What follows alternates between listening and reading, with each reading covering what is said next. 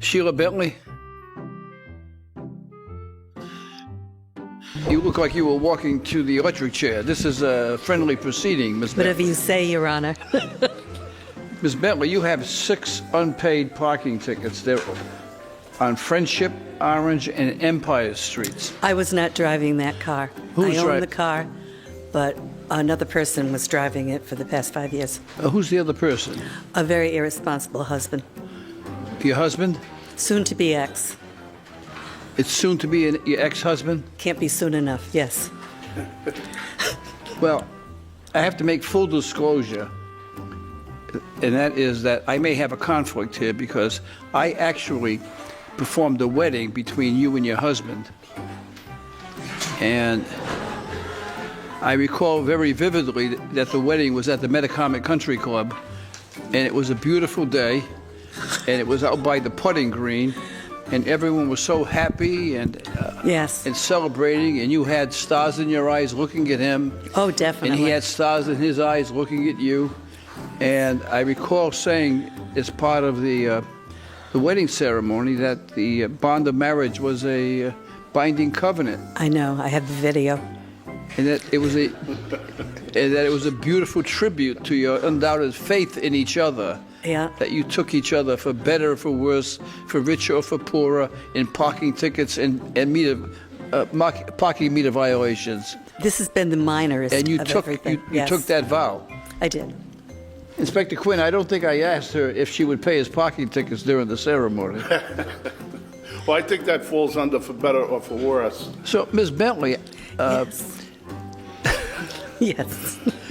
you haven't had good luck with the marriages. No, I haven't. This is the third. This is the third. Yes. Who was your second marriage to? I forgot. Inspector Quinn, I'm not sure if you ever drove Mayor Cianci, but her second marriage was to Mayor Cianci. I was aware of that, Your Honor, but no, I didn't. I never had the pleasure of driving the mayor. How do you feel about this, Inspector Quinn? Your Honor, I'm familiar who was operating the vehicle at that time, and they were all around the courthouse, and I'm sure he was probably doing some duties in the courthouse. I'm going to take your advice because really I performed this wedding and I know both of them. So I'm going to rely upon your advice. You want to place Ms. Bentley on probation? How do you want to do it? Your Honor, without subjecting her to any more unpleasantries, I think she suffered enough. Could we put my ex soon to be in jail? No, we're not going there, Ms. Bentley. There's a line for that, Ms. Bentley. Of husbands? No, to put him in jail. There's a line for that, but All right, here we have a situation. Ms. Bentley is now getting divorced for the third time. One died. She's No, 2 died. I'm not going there. Judge, she's trying to go 3 for 3. I don't know if that's good. Yes. I'm not going there. All right, based on the recommendations of Inspector Quinn, with the acquiescence of Inspector Carrigan, I think that the matters will be dismissed. But before I make a final decision, have you resolved the issue? Have you unregistered the car or taken the plates off the car? No, I had someone take the plates off the car, All so right, all right. So we no longer can drive that vehicle. there's no more plates. All right. So you've taken corrective action. So Thank you. That helps you very much. Okay. Good luck to you. The matters are dismissed. Thank you. This is the Nancy Savage. Good morning. Good morning.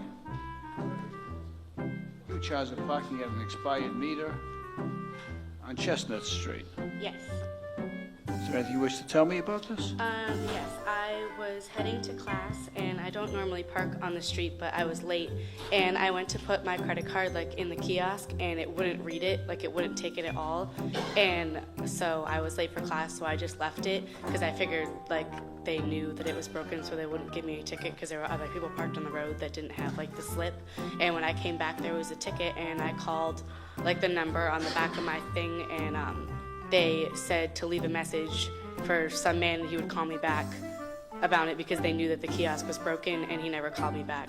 Then I got like another fine in the mail with that as well. All right. So your assertion is that there was a kiosk that you swiped your credit card, it didn't work, then you received a ticket. You received a $25 ticket for parking at a meter that expired, which was the kiosk that you was alleged wasn't working. Yes. And then after that, you says, listen, there's a number on the back, I attempted to do this, that's broken. So you called up and they talked about the guy. I'm waiting to meet this guy, because no one's ever met this guy, right? It's the old story, there's a guy, I know this guy, but this guy never returns any calls. I'm not sure he exists. I know who the guy is, though, Your Honor. You know who the guy is? Yes. Oh. We won't get into that.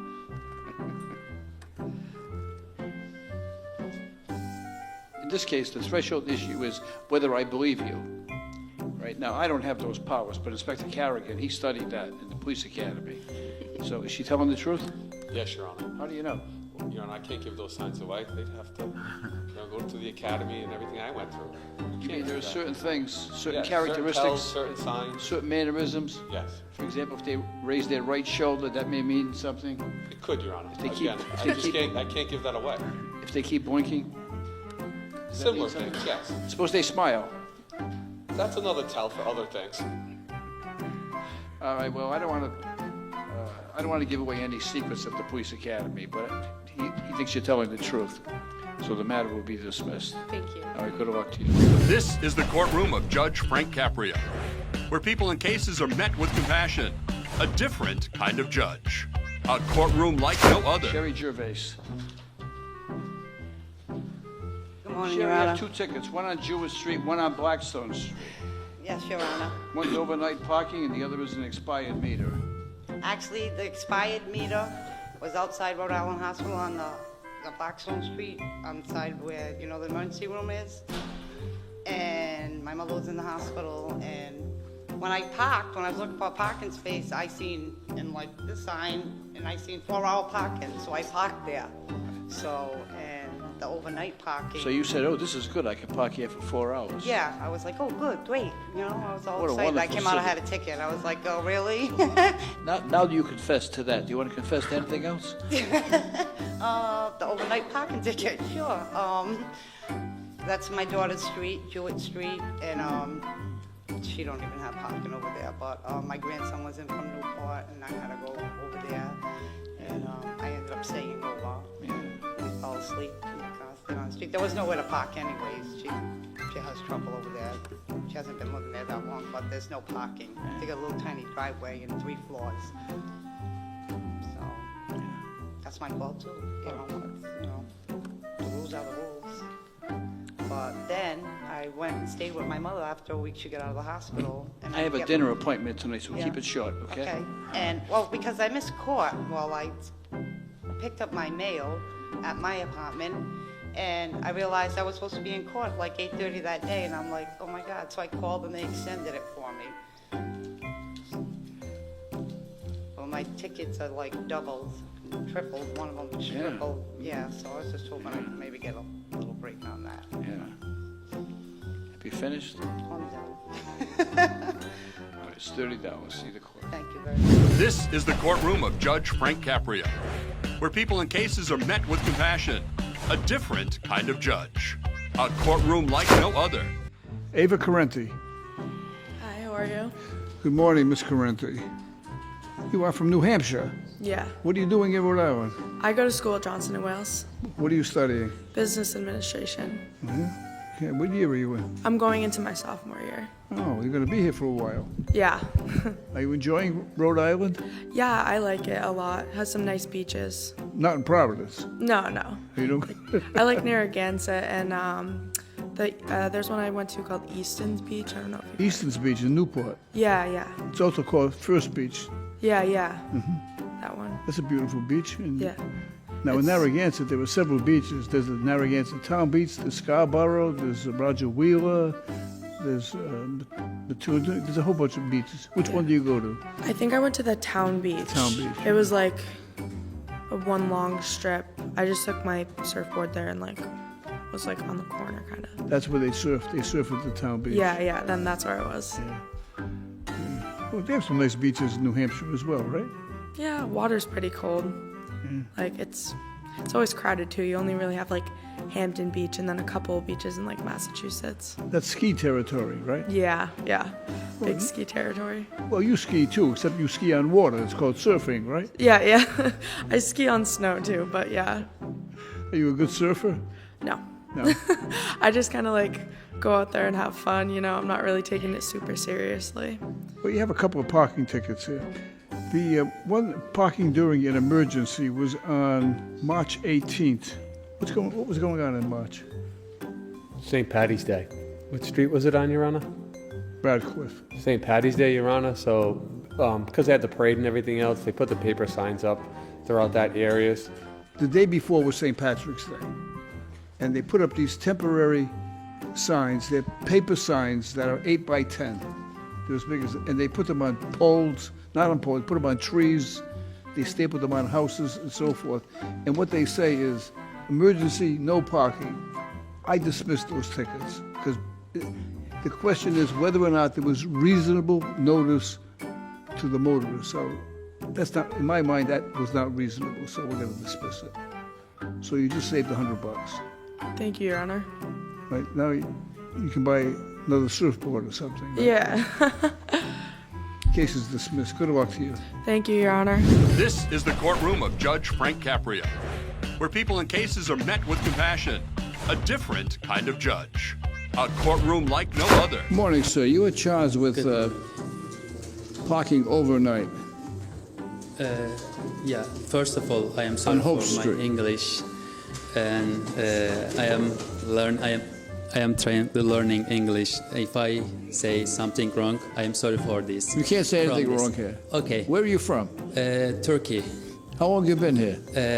10 months here. You're doing pretty good. Thank you very much. Yeah. What do you do? Are you a student? And I am studying in. I am student in Brown University, and I am working in labs. And today, first time, I parked my car in 3 o'clock, and after 1.5 hours, when I come to near my car, I found a violation parking ticket, and there is no sign about the no parking here, because this is not overnight. Just I want to just study in lab 2 hours, but and there is no sign about the no parking or no overnight parking. Okay. Have you ever been in a court in Turkey? No, first time. First here. time in court? First time in my life, and I am very excited about it. Well, we hope we give you a favorable impression of the United States judicial system. Okay. All right, so let me explain to you what the situation is. Okay. Everything you said is accurate. Everything you said.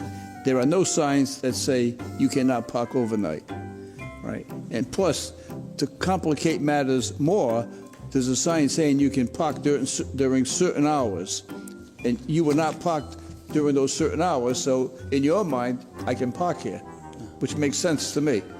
Except that the city has a set of ordinances.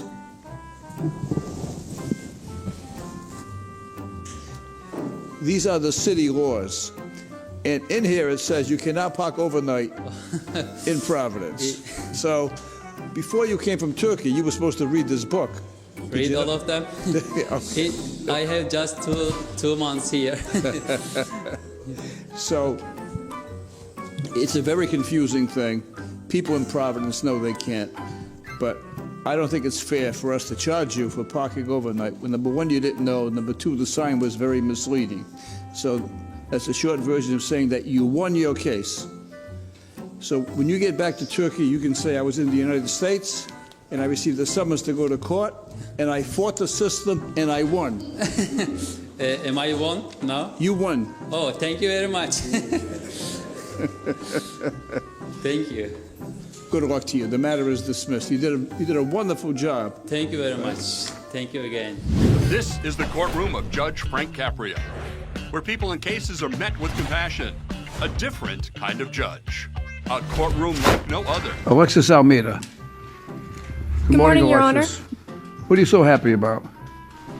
Why not be happy? You're a happy person. I am. Okay, you're from Fall River. I am. Okay, you work in Providence or you go to school? What do you do? I go to school in Dartmouth. I go to UMass Dartmouth. I just finished my bachelor's degree in 3 years, and I'm now studying business administration and organizational leadership for my master's. Yeah, and where are you studying that? At UMass Dartmouth again. Oh, okay. And what brings you to Providence?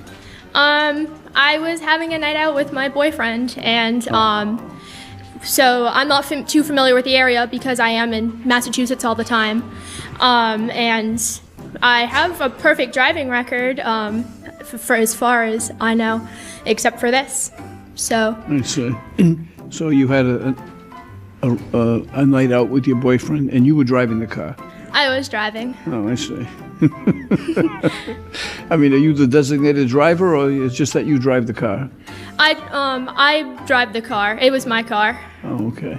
He doesn't have a car at school. His brother does, and so they share it back and forth, but I typically do the driving because I commute to school. Okay.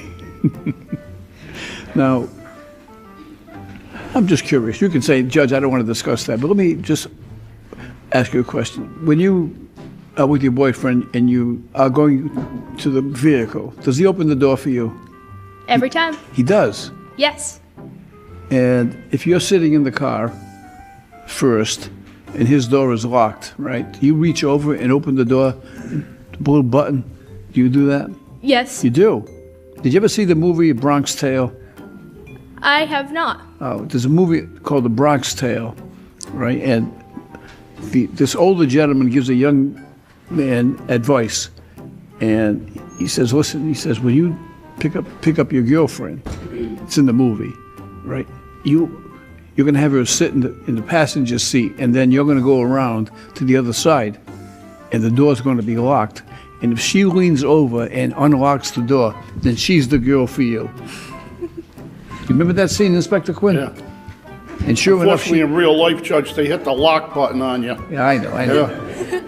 And sure enough, she did that. So but they have the automatic locks now. So if the door is locked, then you have to unlock it, and then he'll say, "This is the girl for me," right?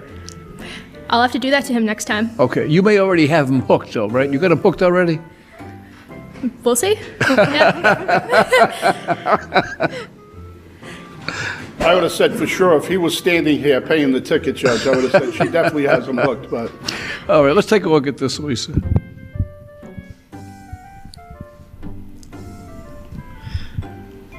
Wow, you went right through the light. I'm not too familiar with the area. No. That doesn't work. That doesn't work. Listen, you're driving the vehicle, the light is red. Whether you're here, you're in Hong Kong or Cheyenne, Wyoming, it doesn't make any difference where you are, whether you know the area or not. It's a red light. It's red. It means you stop, right?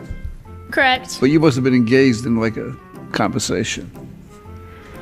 I think you only had eyes. What's his name? His name is Kyle. Kyle. What do you think, Inspector Quinn? You know what, I know that's up around the PC area, and they were probably banging back and forth or whatever. Probably talking. Yes.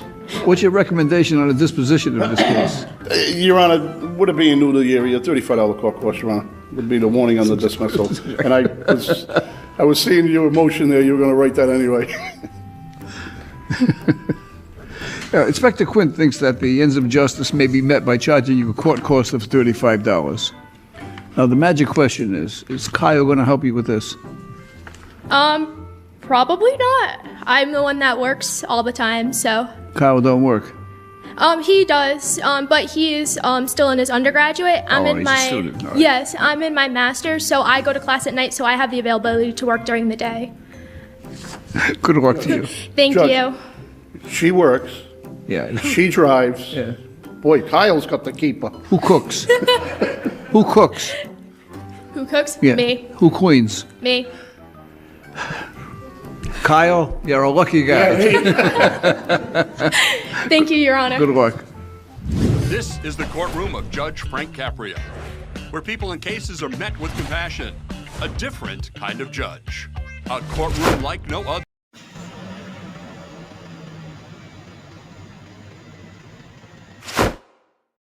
Que 10 mais de cumprir